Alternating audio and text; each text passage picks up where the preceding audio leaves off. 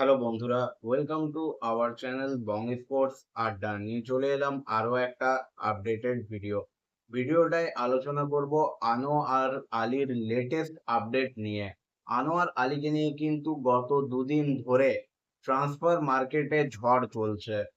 প্রতি মুহূর্তে বিভিন্ন ধরনের আপডেট আমাদের সকলকেই কিন্তু কনফিউজের মধ্যে রেখেছে। আনোয়ার আলী এই মুহূর্তে কার, মোহনবাগান নাকি ইস্ট বেঙ্গলের?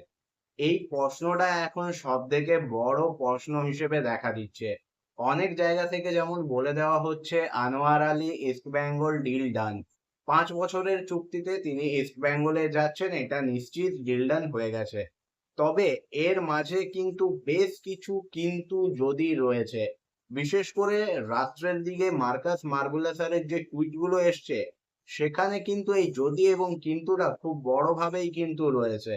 তোমরা যদি টুইটগুলো খুব ভালোভাবে লক্ষ্য করো তাহলে দেখতে পাবে তিনি প্রথমেই জানিয়েছেন যে আনোয়ার আলী এবং মোহনবাগানের মধ্যে যে লোন ডিলটা রয়েছে সেক্ষেত্রে এই বিষয়টা ক্লিয়ার স্ট্যাটাস কমিটির কাছে যাচ্ছে। কারণ দিল্লি এফসি এবং আনোয়ার আলী যদি এই ডিলটাকে টার্মিনেট করতে চায় তাহলে তাদেরকে কিন্তু বেশ কয়েকটা বিষয়ের ওপর দিয়ে যেতে হবে, এবং সেক্ষেত্রে যদি বিষয়টা প্লেয়ার স্ট্যাটাস কমিটির কাছে যায় তবে তাদের পুরোপুরি চূড়ান্ত ক্লিয়ারেন্সের পরেই কিন্তু ইস্ট বেঙ্গল তাকে ডিল ডান করতে পারবে। হ্যাঁ, এই মুহূর্তে ইস্ট বেঙ্গল কিন্তু তাকে প্রায় চূড়ান্ত করে ফেলেছে। ইস্ট বেঙ্গলে তার যোগদানের সম্ভাবনাও প্রচুর পরিমাণে রয়েছে। তবে সমস্ত কিছুটাই নির্ভর করছে প্লেয়ার স্ট্যাটাস কমিটির চূড়ান্ত সিদ্ধান্তের ওপর। তাছাড়া মার্কাস মার্গুলেসের আরো একটা বিষয়ের ওপর কিন্তু আলোকপাত করেছেন, যে আনোয়ার আলীর যে লোন ডিল মোহনবাগান সুপার জায়ান্টের সঙ্গে 2027 অবধি রয়েছে, সেখানে কিন্তু কোনো টার্মিনেশন ক্লজ নেই।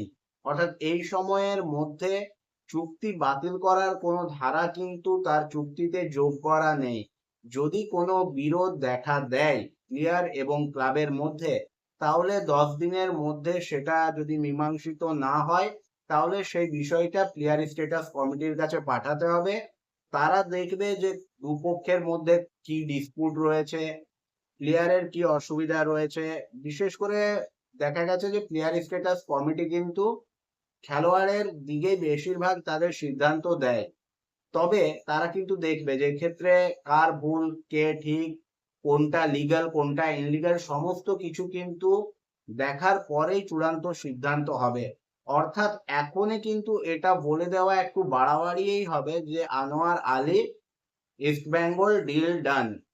হ্যাঁ, রেসে ইস্ট বেঙ্গল আগিয়ে রয়েছে। ইস্ট বেঙ্গল চুপি চুপি যেভাবে ডিলটা ডানের দিকে নিয়ে গেছে তা কিন্তু সত্যিই প্রশংসার যোগ্য। এবং যদি ইস্ট বেঙ্গল তার ডিলটাকে সত্যিই ডান করে নিতে পারে তাহলে এই মুহূর্তে দাঁড়িয়ে এটা বলাই যায় ইস্ট বেঙ্গলের ডিফেন্সিভ লাইন হবে ভারতের সেরা ডিফেন্সিভ লাইন। হিজাজি মাহের, চুলুঙ্গা এবং আনোয়ার আলী, তার পাশাপাশি আরো একজন বিদেশি ডিফেন্ডারের সংযুক্তি, মানে এমন একটা ডিফেন্স লাইন যেটাকে ব্রেক করা কিন্তু যে কোনো আইএসএল দলের কাছে দুঃস্বপ্ন হয়ে দাঁড়াবে। সত্যি একটা দুর্দান্ত সিগনেচার হবে যদি সমস্ত কিছু ক্লিয়ার হয়ে যায়। তাই আমাদের কিন্তু বেশ কিছুটা সময় অপেক্ষা করতেই হবে সমস্ত কিছু ক্লিয়ার হওয়া পর্যন্ত। আনোয়ার আলীকে ইস্টবেঙ্গল যেভাবে মোহনবাগানের কাছ থেকে নিতে চলেছে, এটা কিন্তু বেশ কিছুটা সেই রকমই যেমন ইস্টবেঙ্গলের মুখের গ্রাস আপুইয়াকে কেড়ে নিয়েছিল মোহনবাগান সুপার জায়ান্ট। তবে আপুইয়ার ক্ষেত্রে যে বিষয়টা সহজ ছিল মোহনবাগানের জন্য, এক্ষেত্রে কোনো তৃতীয় পক্ষ ছিল না। মুম্বাই সিটি এফসি এবং তারপর যে ক্লাব যাকে নিতে চাইছে তারা। কিন্তু আনোয়ার আলীর ক্ষেত্রে ব্যাপারটা কিন্তু একদমই ভিন্ন। ইস্ট বেঙ্গল নিতে চাইছে তার মাদার ক্লাব দিল্লি এফসি, তার সঙ্গে লোন ডিলে রয়েছে, মানে লোন ডিলের চুক্তি রয়েছে মোহনবাগানের সঙ্গে। এই যে একটা, মানে কি বলবো, একেবারে একটা জগা খিচুড়ি ব্যাপার।